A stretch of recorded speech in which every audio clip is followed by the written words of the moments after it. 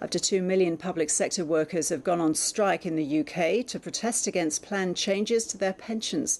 Many of those striking were teachers and healthcare workers, so around half the country's state schools closed and thousands of operations were cancelled. The government says it has to make savings as people are living longer. Europe correspondent Philip Williams reports. It was the biggest walkout for a generation. Over 2 million teachers, health workers, border protection staff, all angry with the government's demand that public service pensions be cut, the retirement age lifted. If we're saying everyone has to take a hit, we haven't seen them mention anything about the MPs. We haven't seen them mention anything about the bankers, the ones who actually got us into this trouble. So yes, let's all take a hit together, and I think that's what it is. The people who aren't responsible for the crisis are the people who are paying for it, and that's not fair.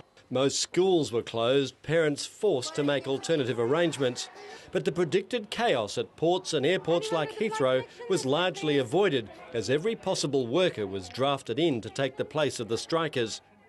Police officers that are taking over did a great job. We waited virtually no time at all, like no delay, so it was actually significantly quicker than any other time we've been. I've been to the UK several times. Hundreds of thousands of healthcare workers were out. The government says all of this was avoidable.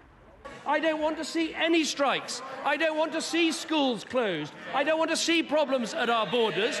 But this government has to make responsible decisions.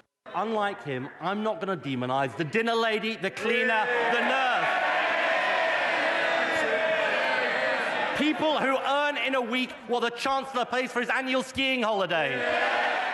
Outside a gloomy sky to match a grey economy, the thin fluoro line not tested here.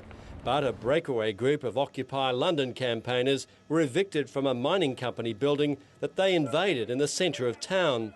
But for the bulk of the protesters, theirs was a message that pay freezes, job losses and pension cuts have simply gone too far. This level of frustration is being repeated throughout Europe as countries grapple with debt and workers pay the price. Philip Williams, ABC News, London.